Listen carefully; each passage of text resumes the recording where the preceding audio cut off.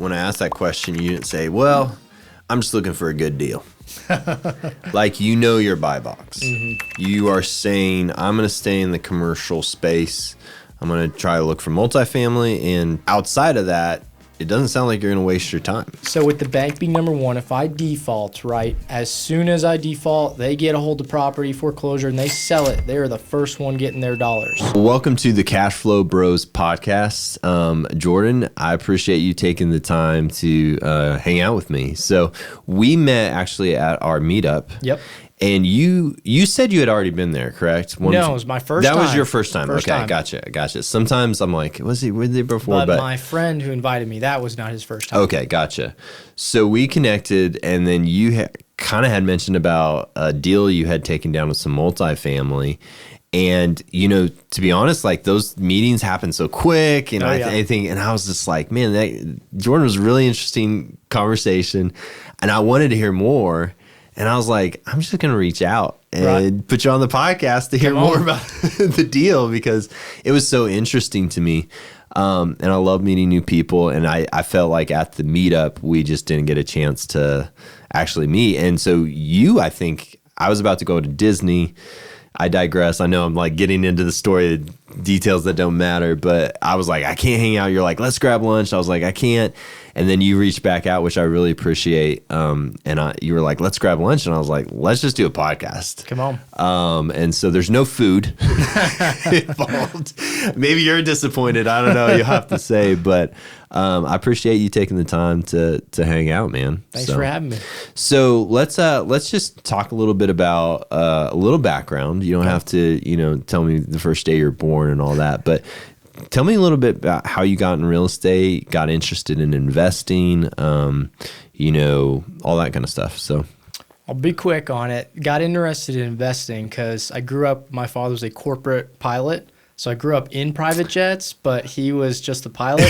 And you weren't actually the owner or anything. Yeah. But I got to meet a lot of these awesome, wealthy guys who were just super humble.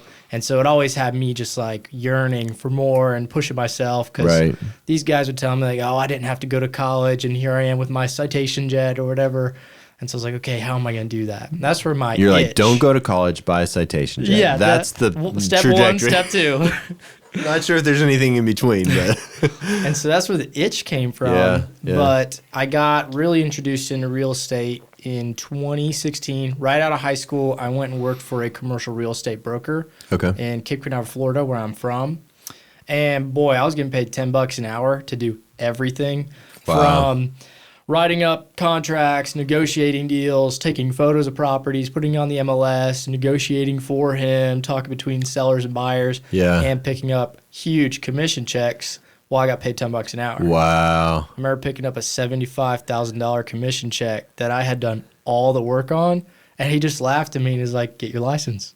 Man, what a lesson. Gave me a lot of hunger to get my license. Yeah, and I guess to a degree, like whether you looked at that now, retrospect, you probably earned more per hour because the knowledge you were learning. Now, it would have been nice to be a part of that $75K commission check, but at the same time, you kind of cut your teeth with people who knew how to make $75K on a deal. That's right.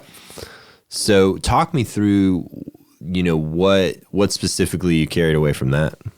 Goodness, really just the art of negotiating, and he would always be hounding me on getting deals done. Like, hey, how are we going to find buyers, sellers? And I always go, I have no idea how you got the deal done. It was all through your cell phone. Yeah. And so realizing the power of your network. Yeah. He was able to close deals before they even really hit the market simply by knowing people. Wow. So I take that away. Your network really is your net worth. Yeah. I was in a conference yesterday actually, and Dan Cathy from Chick-fil-A was there, and he was talking about that. He was like, you should be adding, which challenged me big time, you should be adding someone to your network, 12 people every day. And I was like, whoa. 12, Whoa. 12 is, but so then he pulls out his phone. And he like scrolls through and slides it over to the moderator, and who is John Maxwell at the time. Oh yeah. So really great. It was a pretty dynamic duo. And he's like, read how many contacts I have. And he didn't do it in a boastful way. He was just trying to prove a point that, like, I live out what I'm telling you to do as a businessman. And he had 23,000 contacts. Wow. Yeah. Wow. And you can almost imagine, too, the depth of some of those contacts. I mean, he was in the talk. He was talking about how he was like, oh, yeah, I was talking to the CEO of this company, and we were talking about ChatGPT and how it all changes things. And you're just like, he's in rooms with heavy hitters. Right. I mean, he's, you know, obviously owner of a really big corporation, Chick-fil-A, but it really challenged me. That was like, every day I need to be growing that. And then I looked at my contacts. I don't want to say. You have 23,000? Yeah, I don't, nowhere near 23,000. So I was like, I've got some work to do. And so that was challenging. Testimony to, even though when you've made it, you still got to put in the work, or putting in the work is what makes you, you know? Yeah, that's true. So you learn a lot about networking, all that, learn how commercial works and stuff. And then I guess that was down in Florida, right? Yes. So what got you up here and kind of where you're at today? To make it short, I moved to Israel for 2 years. Okay. I was doing mission work, humanitarian aid with a company called Bridges for Peace. Okay, cool. And that's where I ended up meeting my wife. Okay. She's from Texas. She's not That's Israeli. a great place to meet a wife. Yes. Doing work for the Lord's work. Helping people. That's great. And when we met, one of her conditions as we were both moving back to America, she's like, well, you got to move to Walker County, Jasper, Alabama, where I live currently. And so I tried convincing her to move to the island in Florida, but couldn't make it happen. So Walker County, Alabama, that's where I am. That's awesome. And how long y'all been married? Since 2020. Okay. So pretty new. That's awesome. Yeah. Congrats. Two boys though. Wow. Yep. So pretty Come on top of it. I like it. Fruitful and multiply. That's great. Yeah, it's the journey of kids. It is one of the most rewarding and also challenging journeys that anyone can take. And I think when you get married, I say that it really works on you being selfish. It shows you how selfish you are. Right. And then when you have kids, it's like so much more. 10x. 10x. Because, your wife doesn't need to be fed, or whatever. I mean, my kid is like 6:30 this morning and I'm like working out this morning. And he comes in, he's like, Papa, make me breakfast. I'm like, man, give me 10 more minutes on the bike. So, well, that's awesome. So she conned you into, or convinced you to come to Alabama, and you've been doing real estate here for the interim here. Then I guess. Yes. So I got licensed as soon as I got here. Became an agent. And then we actually bought our first property this year in 2023. Okay, your first investment. Yes. That's awesome. And so this is the ones we were talking about the other day, the 4-door and the 8-door, right? Yes. Okay, cool. So talk me through, that's what I wanted to hear about. Yeah. So let's deep dive into the deal, because I think those are incredible first properties. So I think I really need to mention what I learned and how I learned it came from a guy named Peter Harris, old school dude on YouTube. Yeah. Honestly, not even the best quality videos, but the knowledge and experience he had was incredibly valuable. Yeah. Nothing like this quality. No, I mean, seriously. Dude, I mean, we're talking a whiteboard and a little flash camera. Nothing, but it doesn't matter. The principles are true. Yeah. But I did pay $10,000 for his course, which it probably wasn't what I was expecting or anything like that. But what happened is I paid $10,000 for a course. I was going to get my money's worth. So, I mean, I stuck with what he taught in it, and it got us our first property. That's awesome. So the biggest thing was, how to find and analyze a deal. Yeah. And so we were like, we're going to do this thing. And he taught us how to do mail marketing to find an off-market property. We had a great response rate through his strategy. Great. And then we ended up finding a fourplex 10, 15 minutes from our home. Older gentleman. He was a doctor, really didn't need any money, just kind of like, yeah, Jordan, I'm chilling. I remember it was cracking me up. He pulled up in just a little SUV when I first met him, but day we closed, he came in this orange Hellcat. And I was just like, dude, you're the man. He's like, flex. Yeah, big time. But Mr. Barton, he gave me my shot, you know, that chance. Yeah.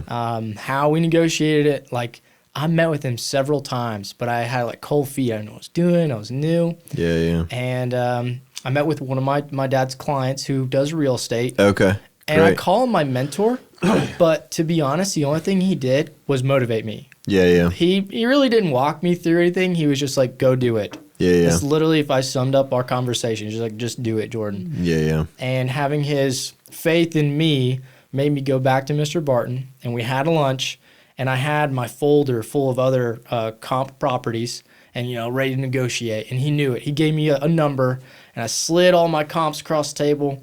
And I said, listen, Mr. Barton, I'm not going to negotiate with you. I'll give you your numbers if you just give me my terms. And he said, I'm listening.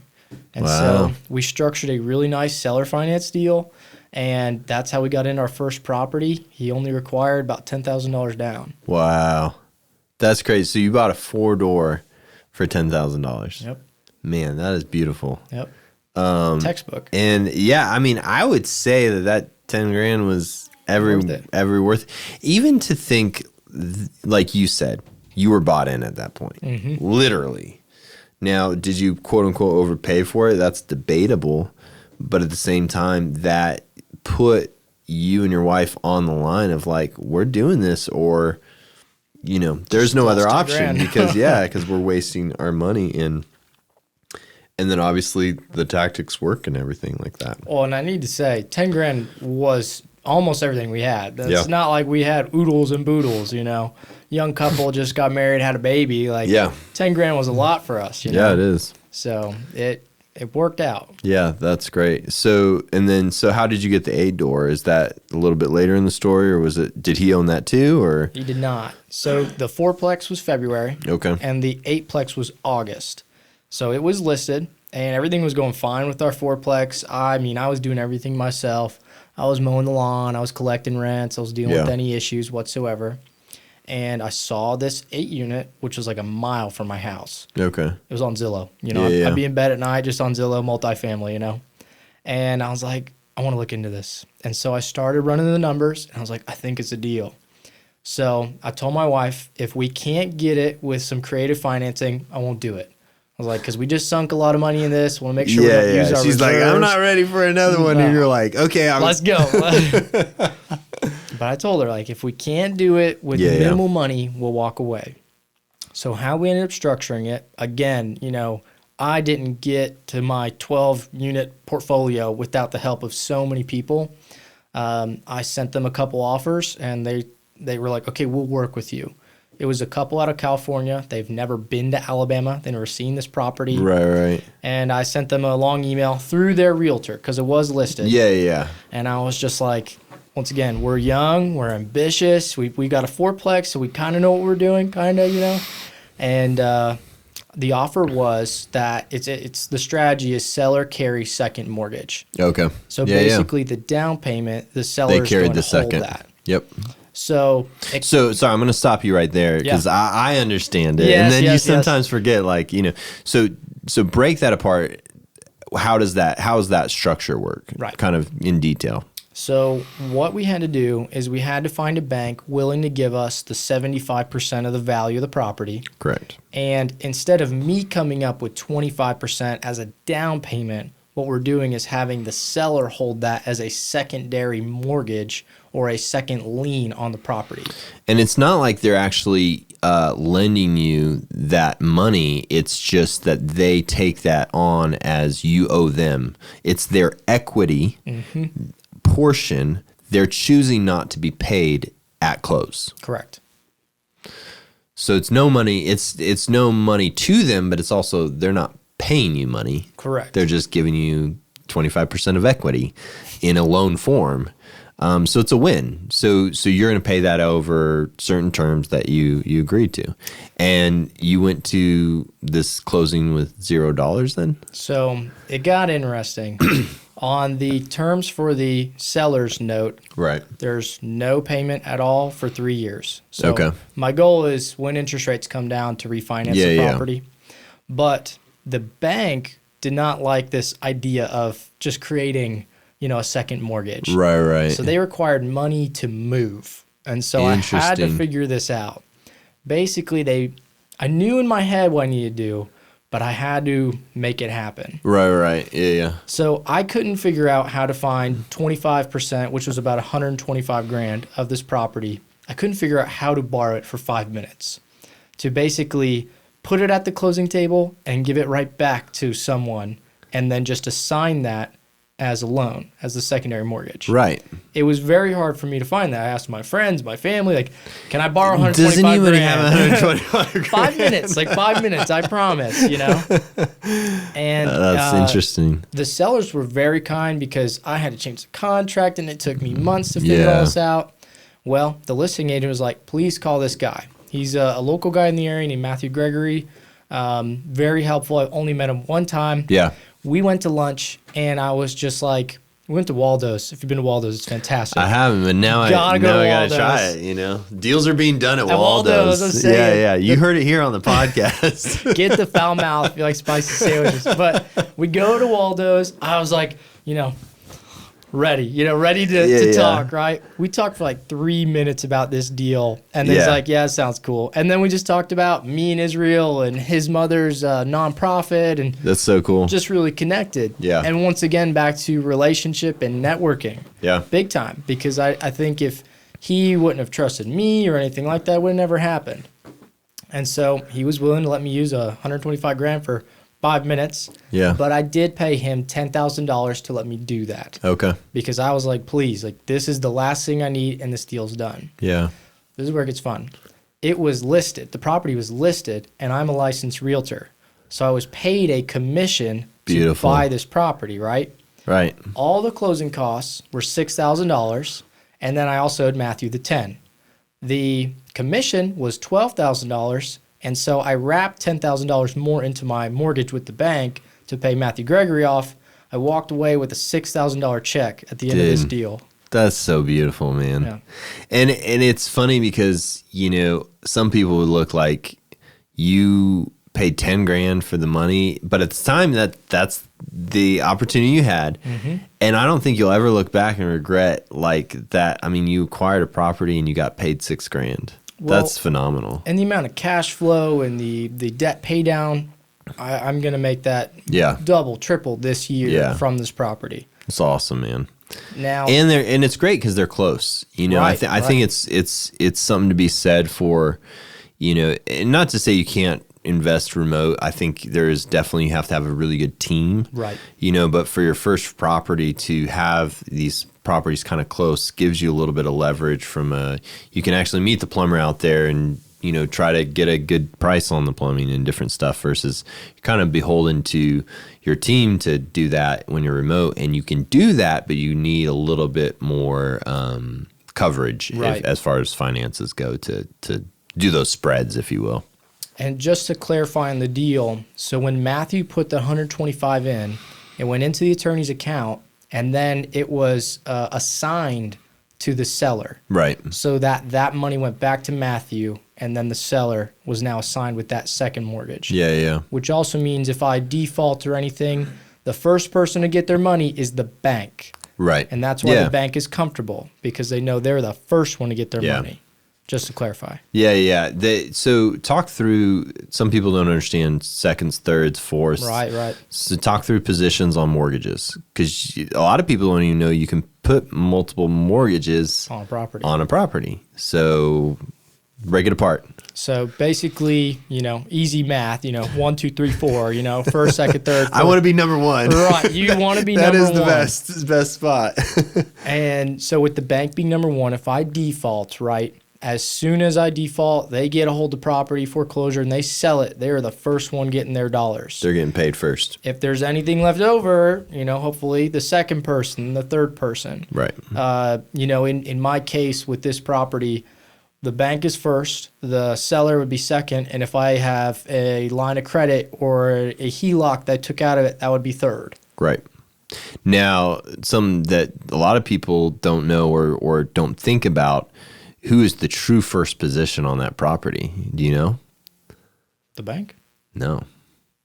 Oh, Uncle Sam? Uncle Sam. Oh, big time. Oh, taxes. So taxes, if taxes don't get paid. Oh, yeah, it's gone. They're the first one to get that property and get themselves paid out first, then the bank. Sure. You know, so it is the bank has a true first position because technically there is no lien as long as the taxes are being paid. Right. But as soon as taxes are defaulted, like the city, the state, like they're getting their money first before any other entity is.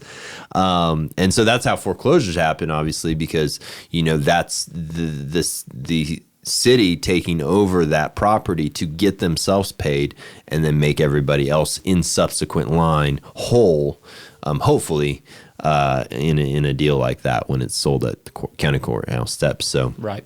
I think it's just an incredible story, and I appreciate you sharing. But, you know, one thing I took away from it too was, you know, as you were stepping through these stepping, you know, gateways, if you will, or whatever, I'm sure there was a lot of fear and a lot of new stuff. I mean, you were taking down bigger deals than most people do for their first deal and second deal, given that, you know, and talk me through the mindset of kind of just doing, it sounds like you kind of were like, I don't 100% know everything, but I'm going to just do the next thing. I'm going to do the next thing in front of me. I'm going to try to solve this next problem instead of getting caught up in, I don't think this is going to work. Does that make sense? Like, seems like you kind of had that mindset. Talk me through what was going on and how was that difficult? Was it easy? You know, I'm assuming it was pretty difficult, you know? I'm a trial by fire kind of guy. Yeah. Yeah, I'm definitely headstrong in that. Like, yeah, it'll work out because it has to. You right. know? That's always been the mindset of kind of burn the boats, you know? Yeah. We're here, you know, nut up or shut up. Yeah. And so, yeah, there was a lot of fear, but also having kind of people motivate me, but also, like I said, I didn't get here by myself. You know, all the people along the way who kept pushing and encouraging. You know, like I said, my mentor, really, Walter, he's just like, go do it. The listing agent who connected me with Matthew Gregory, she was like, don't give up. Constantly would text me, don't give up. This is for you. That's awesome. My wife's family. She's like, this commission is for me too. But no, I mean, everyone was very encouraging. And, you know, I'm really thankful for that network and community behind me. But yeah, a lot of fear of, oh my gosh, you know, if all of a sudden all the water goes out or the roof collapses or whatever, but you just keep learning as you go. I mean, it's a high risk, high reward game. And, you know, I bought a portfolio last year. And it was overall, I think it's going to be great. But the first year, I mean, within the first year of acquiring it, I hit 50% vacancy. Whoa. And I mean, it just chewed through my cash, and I'm, you know, figuring it out, and definitely, you know, luckily had resources for that. But I didn't expect that. Like, and if you had told me on the front end that was going to be the case, then it would have been a slightly different story of maybe me acquiring those properties. But at the end of the day, do I look back and regret moving forward? No. In 10 years. Do you think I'm going to regret it? No way. No way. And so I think that's the cautious optimism is I've seen just a continued trait of really good investors is they're just willing to do the next thing in front of them, solve the next problem in front of them instead of worrying about, will everything be perfect? Because we both know the answer is no. No, it won't be. It's just truth. It's not going to be. But can you minimize as much risk as possible and then move forward? So, so what are, I guess, plans for the future? I mean, obviously you've locked up 2 really sweet, very creative deals. What is your kind of next move? Are you still looking? Are you just trying to figure out, are you going to stay only multifamily? Are you going to look for single family? Like, are you going to try to stay really close to home, or are you branching out to other areas? I'm just curious as to your mindset and your strategy and kind of what you're thinking. Oh, yeah, loaded. We're definitely... Let me ask 50 questions and then just let you go. We're definitely not done. I've been negotiating with one lady on her 30 units. Basically, I drove by, I saw the sign in the yard. Yeah. It wasn't for sale or anything. It was like the sign for the apartments. Yeah. I called and was like, I want them. And so she's like, I'm not really selling it, but we can talk. Yeah. So still working on her. I would love to get into there. Today, I went and looked at 20 units that need a major rehab. It's beyond my scope, but now having the network that I do in the area, it's something I can bring to somebody else and partner with. Yeah. We're definitely open. I say we is my wife and I. She's my partner on our LLC. Yeah, that's awesome. We're open to, we've considered industrial. We've got friends who are doing a bunch of industrial. Heard a lot about the triple net lease and the beauty of a 10, 11, 12 cap rate, and they're handling all the expenses. Right. Warehouses. Primarily those three would be what we would focus in. That's great. Just trying to figure it out how to grow to scale at this point. How to do it cautiously but optimistically. That's great. I love too that, when I asked that question, you didn't say, well, I'm just looking for a good deal. Like, your buy box. Mm-hmm. You are saying, I'm going to stay in the commercial space. I'm going to try to look for multifamily and commercial, like, warehouses basically. And outside of that, it doesn't sound like you're going to waste your time. Oh, no. And that helps, that focus, I think, is going to give you a lot of success because, you're still pretty early on, but I think it'll allow you to become known as like, oh, this is the guy that likes to find this or partners with people or knows buyers, and you're just going to start to continue to turn up really big deals. So, and luckily in our, areas in Alabama, there is a lot of industry and the warehouse and all that industrial stuff is really needed. So I've always thought it would be cool to do a, like a warehouse industrial space, but have like separate parked units. Cause you have a bunch of like lawn care people and different people who need a space, but they don't need a whole warehouse, and almost rent by bay. But that's a big and I know some people do it, but I don't know if there's anybody in Birmingham doing that right now. I know of a lot of flex space kind of people, but if you start making a name for yourself, you'd probably have to start building them. Yeah, that's the issue. Because retrofitting a warehouse might be too expensive. Right. Yeah. It kind of each one would need power. Each one would need, yeah. So, can I throw like a shameless plug out there and like what I'm doing? Is that all right? Yeah, go ahead. So, I got started as being a realtor here in Alabama, and I've been brought over to the dark side of life insurance because of something called infinite banking. Yeah. So my buddy does some of that. So talk me through. I'm familiar with it. Yeah. I'll be honest. I'm a little bit of a skeptic because I got pitched it, and the upfront cost to set up the policy. Yep. Was to a point that I felt I liked the idea, but I felt like my income and my current earning potential with my liquidity, I could make more money doing a flip or doing like leveraging the things that I have at my fingertips. But not everybody has those potential opportunities. But all that to say, I don't know much about infinite banking, and I would like to learn more. And in your honest opinion, what is a good price point of like, I make $150K a year. It's a good, like if someone was making $30,000 a year. Right. Let's both be honest. This ain't for you. This ain't for you. and anyone who says that is to me trying to get a sale. Big and time. Honestly not worth their weight in gold because it's, not okay. Right. But at what price point you think like you're making this much money, your income is this, where, so yeah. So, loaded question. Love it. Infinite banking, boil it down to what it is. It's cash valued life insurance. The benefits of it is it grows at a guaranteed rate.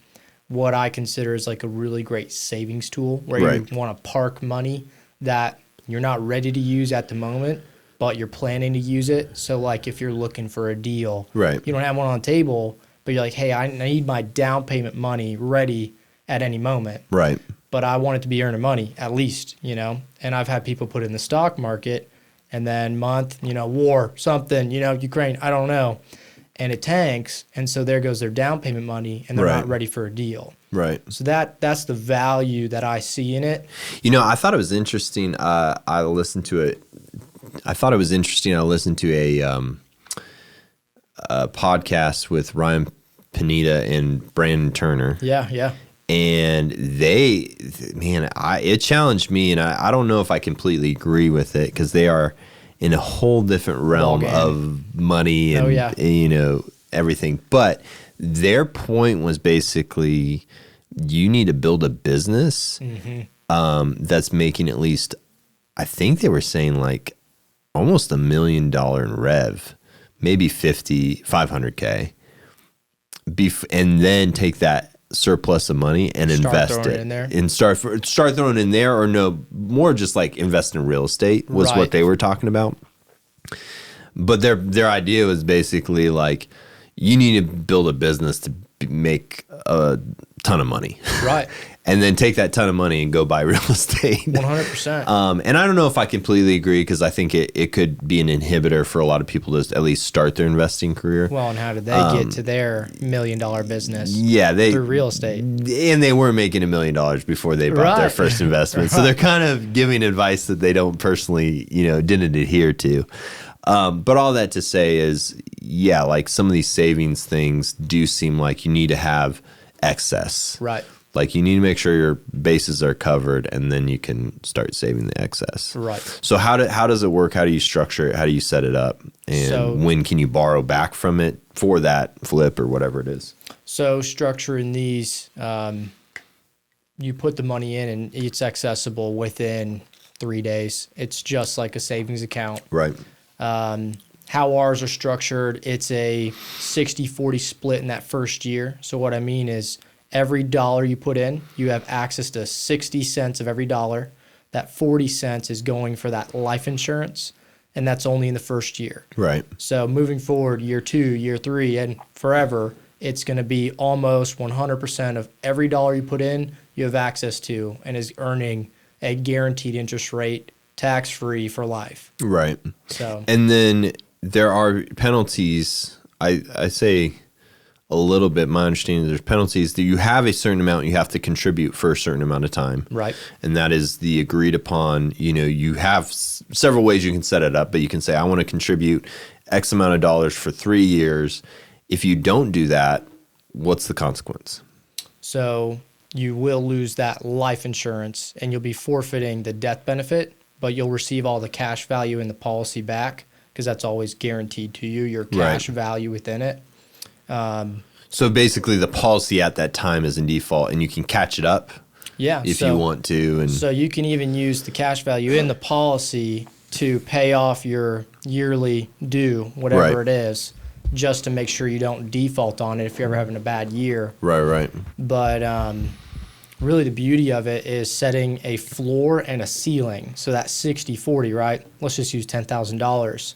Moving forward, you can never put in more than $10,000 in a year, because then it's taxable. Then it's a crazy tax loophole, right? Right. But that floor, setting that bottom number, which would be $4,000, is your minimum. Right. So moving forward, you have to put in at least $4,000 just to keep this thing going. But like I said, every year after year 1, every dollar you put in, you have access to immediately. Yeah.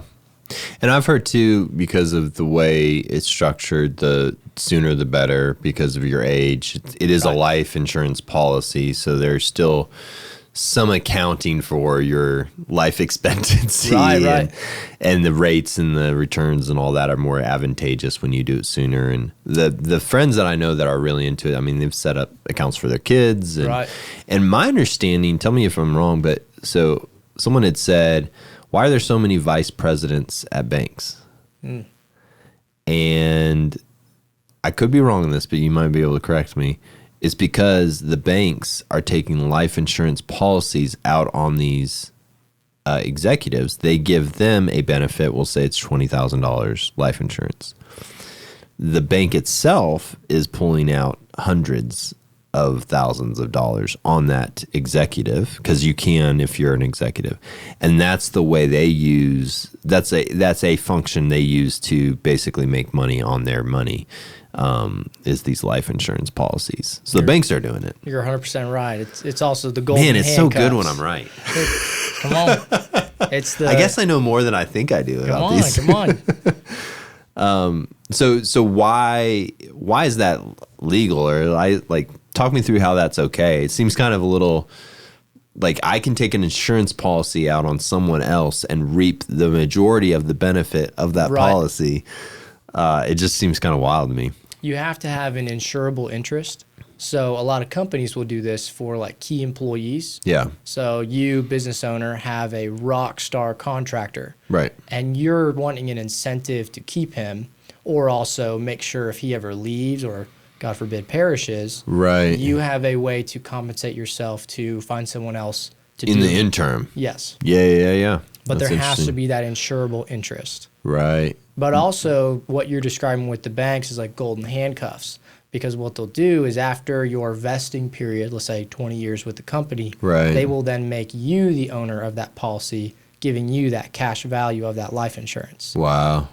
Yeah, it's a big loophole. Do you know who owns the largest amount of life insurance in the state of Alabama? I don't. Regions Bank. Yeah, I would. Regions Bank. The biggest bank in Alabama, probably. Yeah. It's a couple billion. I don't know the exact number, but a couple billion. That's with a B. And just, they just in believe case you didn't hear that. Yeah. Million and billion get confused sometimes, and that's with a B. But thanks for a little detour. I just wanted to give a little shameless plug about that. Yeah, no, I mean, I think it's always great to educate. Like I said, in the circles of investing, I've heard the bank on yourself a lot, and it is something that I've considered. I think at this point in my career, why I've stayed away from it is because I want a little more surplus of cash to really like overfund these things.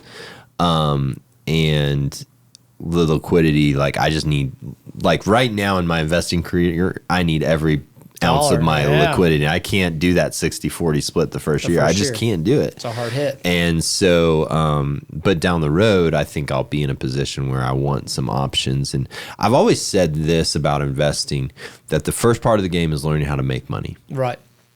The second part of the game is learning how to keep it. And so that's where I feel like, and I think that they can intertwine. I think you can learn both strategies, but to a degree, you can't be so focused on the second step that you fail to just learn basics of like, how do you acquire property and how do you, structure a seller finance deal. And I think that was what's interesting, and why I think you were successful is you did one course. Yeah.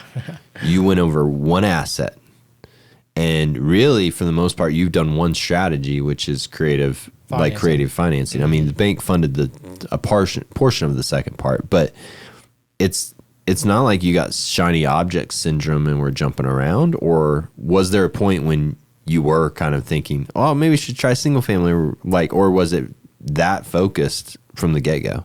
There was never a single family thought process at all. You're like, if I got to own the commercial jets, I got to go commercial properties, right?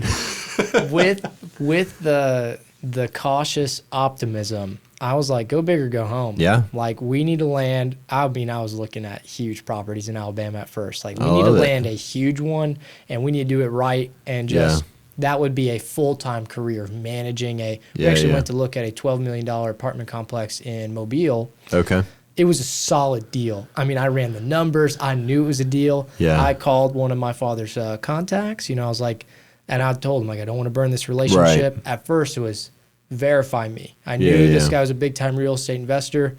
Is this a deal? Yeah. And he's like, Jordan, you found a deal.